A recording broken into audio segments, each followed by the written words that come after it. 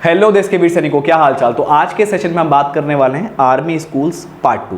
इससे पहले वाले पार्ट में मैं आपको बता चुका हूं राष्ट्रीय मिलिट्री स्कूल्स के बारे में। अगर आपने वो वीडियो नहीं देखा है तो पहले जाकर के उस वीडियो को आप देख लीजिए और उसके बाद आप इस वीडियो को देखिएगा। तो इसमें हम बात करने वाले हैं राष्ट्रीय इंडियन मिलिट्री कॉलेज यानी RIMC की। आई होप आपने इसका नाम जरूर सुना होगा। अब जानते हैं इसके बारे में थोड़ा डिटेल में, राइट।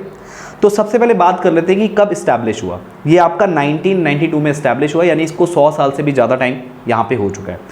अब इसका पहले नाम था रॉयल इंडियन मिलिट्री कॉलेज, लेकिन बाद में इसका नाम क्या पड़ गया, राष्ट्रीय इंडियन मिलिट्री कॉलेज। ठीक है। अब इसको कंट्रोल कौन करता है, ये सबसे इंपॉर्टेंट चीज़ है और ये अगर आपको पता लगेगी तो आप भी शॉक हो जाओगे। यानी जो आर्मी की ट्रेनिंग कमांड है, जो आर्मी की सारी ट्रेनिंग को कंट्रोल करती है, वही RIMC को भी कंट्रोल करती है, राइट। अब बात करें कि इसका करिकुलम कैसा है, तो ये CBSE पे ही बेस है आपका। ये जो आपका RIMC है, ये हर एक मामले में जितने भी आपके पब्लिक स्कूल हैं उन सभी को हर एक चीज़ में बीट करता है, चाहे वो आपका एजुकेशन में हो, राइट, चाहे वो आपका इंफ्रास्ट्रक्चर में हो, चाहे जैसे आपका स्पोर्ट्स हो गया, लाइब्रेरी वगैरह। तो यहाँ पे हर एक चीज़ क्या है, बहुत ही अच्छे से यहाँ पे वेल प्लान्ड है, जितनी आपको किसी भी पब्लिक स्कूल में देखने को नहीं मिलेगी। तो हर एक मामले में क्या है, आपका ये पब्लिक स्कूल से बेटर है। थोड़ा सा और आगे बढ़ते हैं।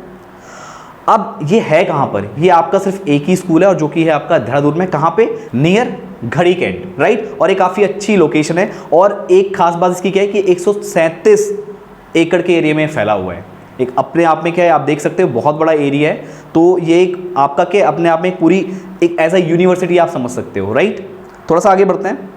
अब इसमें एडमिशन का प्रोसेस क्या है वो आप समझ लीजिए। यहाँ पे सिर्फ क्लास 8th में ही एडमिशन होते हैं, राइट। यानी आपने देखा होगा सैनिक स्कूल्स की अगर हम बात करें तो वहाँ 6 में एंट्री होती है, 9th में एंट्री होती है। और अगर हम राष्ट्रीय मिलिट्री स्कूल की बात करें तो वहाँ भी आपका 6 में और 9th में एंट्री होती है और बल्कि 11th में भी एंट्री होती है, बट वो मेरिट बेस पे बहुत ही कम उसका रहता है, सीट्स एक आध होती है, तो उसकी तो खैर हमने बात ही नहीं की थी। तो यहाँ पे सिर्फ और सिर्फ 8th क्लास में आपकी एंट्री होती है, करेक्ट।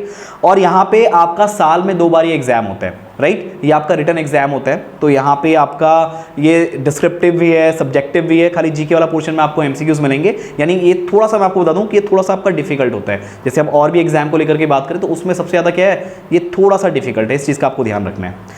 अब यहाँ पे जो मैं आपको बता रहा हूँ कि सिर्फ 50 बॉयज़ और 10 गर्ल्स पर ईयर, यानी आप अगर 6 महीने के हिसाब से लगाएंगे तो यहाँ पे 25 बॉयज़ और यहाँ पे 5 गर्ल्स के हिसाब से आप इस डाटा को ले सकते हैं। अगर हर एक स्टेट में सीट्स की बात की जाए तो यहाँ पे मुश्किल से हर स्टेट से एक सीट आपको देखने को मिलेगी, जबकि कहीं कहीं जगह तो आपको 3 स्टेट से एक सीट देखने को मिलती है। तो यानी यहाँ पे जो इसका कंपटीशन है काफ़ी ज़्यादा है, राइट। अब यहाँ पे वैकेंसीज तो मैं आपको बता चुका हूँ। अब इसकी जो सबसे खास बात है वो ये है कि NDA में जो सिलेक्शन रेट है वो यहाँ से सबसे ज़्यादा होता है, बहुत ज़्यादा, सबसे ज़्यादा। मतलब जितने भी आर्मी स्कूल्स की अगर बात करें तो उसमें सबसे ज़्यादा जो सिलेक्शन रेट है NDA में वो यहाँ से होता है। अब थोड़ा सा यहाँ पे बात कर लेते हैं एलिजिबिलिटी क्राइटेरिया की। तो यहाँ पे जो बच्चे की एज होनी चाहिए वो 11.5 से 13 साल के बीच में होनी चाहिए, राइट। और बच्चा इसमें मैक्सिमम 3 अटैम्प्ट दे सकता है। यानी अगर आप इसमें एज का जो डिफरेंस देखेंगे तो उसके अकॉर्डिंग वो 6 महीने में आपका एग्जाम हो रहा है, तो यहाँ पे वो 3 बार मैक्सिमम इस एग्जाम को दे सकता है। और इसके लिए मैंने आपको बताया कि क्लास 8th में एडमिशन होता है। तो इसका मतलब ये है कि बच्चे को क्लास 6 में एट प्रेजेंट वो क्लास 7th में हो या फिर वो क्लास 7 पास कर चुका हो, करेक्ट।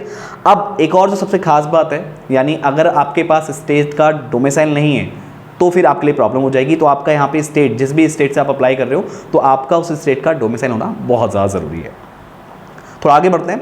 अब इसका सिलेक्शन प्रोसेस क्या है, पहले आपका रिटन एग्जाम है, फिर इंटरव्यू है, फिर मेडिकल है और उसके बाद आपकी मेरिट बनती है, राइट। इसमें भी बहुत डिटेल में बहुत सारी चीज़ें हैं, क्योंकि अगर मैं आपको एक एक करके और डिटेल में बताने बैठ गया तो यहाँ पे वीडियो बहुत लंबा बन जाएगा। लेकिन आप इसे डिटेल में देख सकते हो, तो इसकी मैं आपकी जो ऑफिशियल वेबसाइट है उस पर आपको लेके जाता हूँ। वहाँ पर जाके आप इसकी डिटेल में सारी इन्फॉर्मेशन ले सकते हैं। तो चलिए चलते हैं इसकी ऑफिशियल वेबसाइट। तो यहाँ पर मैं आपको दिखाता हूँ, यह है आपकी www.RIMC.gov.in।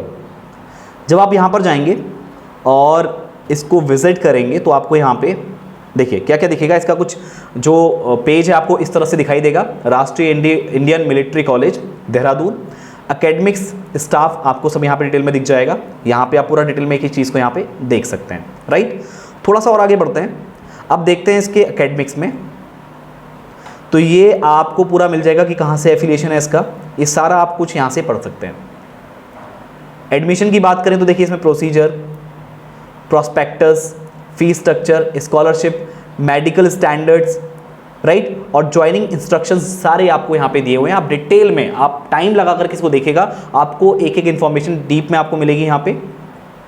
Facilities, library, computer centre, cyber cafe, सारी फैसिलिटी आपको यहाँ मिलेगी। इंफ्रास्ट्रक्चर तो इसका मैंने आपको बता ही दिया है कि आपका सभी पब्लिक स्कूल से क्या है, बेटर है, हर मामले में उसको बीट करते हैं, तो इसकी कोई बात ही नहीं है। स्पोर्ट्स हैं आपके, एडवेंचर्स हैं, राइट। यहाँ पे न्यूज़ इवेंट में जाकर के आप यहाँ पे देख सकते हैं, आरटीआई में जाकर के आप इसकी जनरल इन्फॉर्मेशन, उसका पूरा ऑर्गेनाइजेशन यहाँ पे देख सकते हैं। तो ये इसकी ऑफिशियल वेबसाइट है, इसको विजिट कीजिए और आपको यहाँ पे हर एक चीज़ की जानकारी बहुत डिटेल में देखने को मिल जाएगी। यानी आपको किसी के ऊपर डिपेंड होने की ज़रूरत नहीं है। ऐसा नहीं कि कोई सामने वाला आपको इसके बारे में इन्फॉर्मेशन दे रहा है तो आधी अधूरी आपको इन्फॉर्मेशन मिलती है, तो यहाँ पे जाके आप इसको ढंग से विजिट कर सकते हैं। तो आई होप आपको मेरी बात यहाँ पे समझ में आ रही होगी। और इसके बाद अगर आपको और डिटेल में जानकारी चाहिए तो आप एक काम कर सकते हैं, हमारा ऐप है टारगेट लर्निंग 5 ऐप, इसे आप गूगल प्ले स्टोर से डाउनलोड कर सकते हैं और वहाँ पे आप इसकी अधिक से अधिक जानकारी ले सकते हैं। ऐप को विजिट कीजिए, वहाँ किस तरह से टीचर आपको पढ़ा रहे हैं या उनका पढ़ाने का मेथड क्या है, वो सब आपको वहाँ पे देखने को मिल जाएगा। और हमारे वहाँ पे कोर्सेज भी हैं, आप उन कोर्सेज को भी वहाँ से परचेस कर सकते हैं। ये आपको नीचे कॉन्टैक्ट नंबर दिया है,